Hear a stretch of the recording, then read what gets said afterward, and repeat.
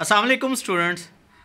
Today our topic for discussion is excretion in earthworm. तो आज हम लोगों ने excretion in earthworm की बात करनी है। जैसा कि हम excretion in representative animals discuss कर रहे थे, तो दो हम लोग पहले ही डिस्कस कर चुके हैं। हाइड्रा को हम लोग डिस्कस कर चुके हैं, प्लेनेरिया को हम डिस्कस कर चुके हैं। अब हम तीसरे ऑर्गेनिज्म को डिस्कस करने लगे, दैट इज़ अर्थवर्म। अर्थवर्म को कॉमनली हम कैंचुआ कहते हैं। तो अगर हम अर्थवर्म की बात करें तो अर्थवर्म फाइलम एनिलिडा से बिलोंग करता है और अर्थवर्म बेसिकली ये आइडियल एग्जाम्पल है of tubular excretory system. Planaria में भी हम लोगों ने ट्यूब्यूलर एक्सक्रीटरी सिस्टम की बात की थी, लेकिन अगर आइडियल एग्जांपल आप लोगों ने लेनी है जो नालियों की फॉर्म में एक्सक्रीटरी सिस्टम है, ये अर्थवर्म के अंदर पाया जाता है। और इस ट्यूब्यूलर एक्सक्रीटरी सिस्टम को हम मेटानेफ्रीडियम का नाम देते हैं। अब मेटानेफ्रीडियम एडवांस फॉर्म है as compare to protonephridium. Protonephridium हम लोगों ने देखा था प्लेनेरिया के अंदर मौजूद है, जबकि मेटानेफ्रीडियम, मेटा बाद में कहते हैं, आफ्टर को कहते हैं। तो मेटानेफ्रीडियम चूँकि बाद में बने हैं, प्रोटोनेफ्रीडियम पहले बने हैं। प्रोटोनेफ्रीडियम प्रिमिटिव है, मेटानेफ्रीडियम एडवांस फॉर्म है। मेटानेफ्रीडियम एफिशिएंट होते हैं। और एक और बात बड़ी इंपॉर्टेंट याद कर लें कि जो मेटानेफ्रीडियम हम डिस्कस करेंगे इसमें 2 ओपनिंग्स मौजूद होंगी। नंबर 1 इंटरनल ओपनिंग भी होगी as well as number 2 external opening भी मेटानेफ्रीडियम के अंदर पाई जाएगी। जबकि प्रोटोनेफ्रीडियम में हम लोगों ने देखा था सिर्फ एक्सटर्नल ओपनिंग थी, इंटरनल ओपनिंग मौजूद नहीं थी। अगर हम अर्थवर्म की बात करें तो अर्थवर्म बिलोंग करता है फाइलम एनिलिडा से। एनिलिडा हम सेगमेंटेड वर्म्स को कहते हैं।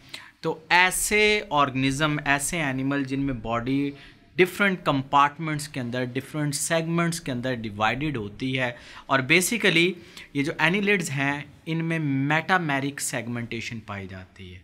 मेटामेरिक सेगमेंटेशन का मतलब क्या हुआ कि अगर आप अर्थवर्म लेते हैं तो अर्थवर्म में आपको सेगमेंटेशन, एक्सटर्नल सेगमेंटेशन भी आपको नज़र आएगी, यानी कि सेगमेंट्स का बॉडी के बाहर से भी वाज़िया पता चलेगा। और एक्सटर्नल सेगमेंटेशन के साथ साथ आपको इंटरनल सेगमेंटेशन भी नज़र आएगी, यानी कि सेगमेंट्स वाज़िया प्रॉपर सेगमेंट मौजूद होता है 2 कंपार्टमेंट के दरमियान। फॉर एग्जांपल कंपार्टमेंट नंबर 1 है और कंपार्टमेंट नंबर 2, या आप कह सकते हैं सेगमेंट नंबर 1 और सेगमेंट नंबर 2 के दरमियान एक मुकम्मल बैरियर मौजूद होता है, that is known as septum. ये मुकम्मली तौर पर जो सेप्टम है ये सेपरेट करेगा 2 कंपार्टमेंट्स को। तो इनके अंदर सीरीज़ ऑफ कंपार्टमेंट्स पाए जाते हैं। अब चूँकि हमारा टॉपिक एक्सक्रीशन का है, बाकी हम लोग सिस्टम को नहीं डिस्कस करते। अगर हम एक्सक्रीशन इन अर्थवर्म की बात करें तो जिस तरह मैंने अभी डिस्कस किया कि अर्थवर्म के अंदर जो एक्सक्रीटरी स्ट्रक्चर हैं दीज आर नॉन एज मेटानेफ्रीडियम।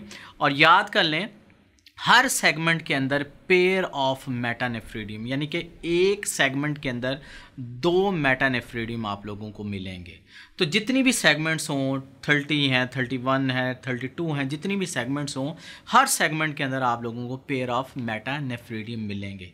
एक और बड़ी इंपॉर्टेंट बात है जो हम लोगों ने डिस्कस करनी है कि हर सेगमेंट का जो मेटानेफ्रीडियम है वो उसकी जो फर्स्ट पार्ट है, जो फर्स्ट ओपनिंग है, ये उसी सेगमेंट के अंदर ओपन नहीं होती जबकि उससे अगली सेगमेंट के अंदर ओपन होगी। फॉर एग्जांपल हम 2 कंपार्टमेंट ले लेते हैं, एक को हम कंपार्टमेंट नंबर 3 कह लेते हैं और दूसरे को हम कंपार्टमेंट नंबर 2 कह देते हैं।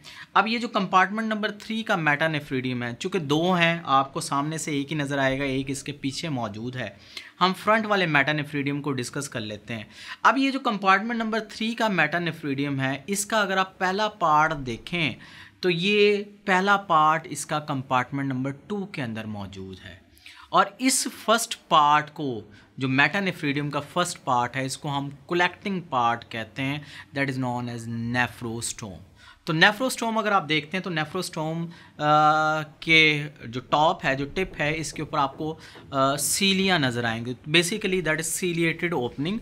और ये जो नेफ्रोस्टोम है ये इमर्स होता है सिलोमिक फ्लूइड के अंदर, यानी कि ये धंसा होगा सिलोमिक फ्लूइड के अंदर। आप देखें चूँकि एनिलिड्स सिलोमेट्स हैं, इनके अंदर बॉडी कैविटी होती है, that is known as coelom. लेकिन इनमें मसला ये होता है कि इनमें सिलोम डिवाइडेड होती है नंबर ऑफ़ कंपार्टमेंट्स के अंदर। इस स्लोम के अंदर फ्लूइड पाया जाता है जिसको हम सिलोमिक फ्लूइड कहते हैं, और इस सिलोमिक फ्लूइड के अंदर फिर नाइट्रोजिनस वेस्ट मौजूद होंगे। अब ये जी पहला पार्ट आ गया, दैट इज़ नॉन एज नेफ्रोस्टोम, ये सेगमेंट नंबर 3 का जो मेटानेफ्रीडियम है। उसके बाद अगर आप सेकंड पार्ट की तरफ आ जाएं, that is known as collecting tubule. अब जितने भी पार्ट्स होंगे वो सेगमेंट नंबर 3 यानी कि कंपार्टमेंट नंबर 3 के अंदर ही मौजूद होंगे। तो जो सेकंड पार्ट है that is known as collecting tubule. उसके बाद आप थर्ड पार्ट की तरफ आ जाएं मेटानेफ्रीडियम के, तो that is known as bladder. और अगर आप फोर्थ पार्ट की तरफ आ जाते हैं तो that is external opening, that is known as nephridiopore. तो ये 4 हिस्सों में हम लोगों ने 4 पार्ट्स हम लोगों ने बना दिए दैट इज़ मेटानेफ्रीडियम के। अब अगर आप इन डिफरेंट पार्ट्स के फंक्शंस को अगर मैं डिस्कस करूं, तो ये जो पहला पार्ट है दैट इज़ नॉन एज नेफ्रोस्टोम, ये कलेक्टिंग पार्ट है। इनमें सीलिया बीट करते रहेंगे, सीलिया मूव करते रहेंगे, जिसकी वजह से कल भी हम लोगों ने डिस्कस किया था प्लेनेरिया के अंदर प्रेशर डिफरेंस क्रिएट होगा। ऑटोमेटिकली प्रेशर डिफरेंस क्रिएट होने की वजह से जो बाहर स्लोमिक फ्लूइड है जिसके अंदर नाइट्रोजिनस वेस्ट हैं वो ऑटोमेटिकली ड्रॉ किया जाएगा इनसाइड द नेफ्रोस्टोम। जब ये स्लोमिक फ्लूइड नेफ्रोस्टोम में आ जाएगा तो नेफ्रोस्टोम से अब ये स्लोमिक फ्लूइड मूव करके जाएगा कलेक्टिंग ट्यूब्यूल की तरफ। जैसे ये स्लोमिक फ्लूइड जिसके अंदर नाइट्रोजिनस वेस्ट हैं ये इस कलेक्टिंग ट्यूब्यूल के अंदर आएगा, तो ये जो कलेक्टिंग ट्यूब्यूल है इनको network of blood capillaries surround कर रही हैं। नतीजा क्या होगा, ये जो स्लोमिक फ्लूइड है जिसमें यूजफुल सब्सटेंसेस हैं, वाटर हो सकते हैं, सॉल्यूट्स हो सकते हैं, ये इस कलेक्टिंग ट्यूब्यूल के थ्रू दोबारा से रीअब्जॉर्ब होकर ब्लड में चले जाएंगे। यहाँ से जो बाकी वेस्ट बचेगा वो कलेक्टिंग ट्यूब्यूल से होता हुआ टेम्परेरी तौर पर आके थर्ड पार्ट में स्टोर हो जाएगा, that is known as bladder. और फाइनली ये जो वेस्ट मटेरियल है ये एक्सटर्नल ओपनिंग के थ्रू, जिसको हम नेफ्रीडियोपोर कह रहे हैं, यहाँ से बॉडी से बाहर रिमूव करवा दिया जाएगा। तो that is how excretion occur in case of earthworm. Metanephridium किस तरह से काम करता है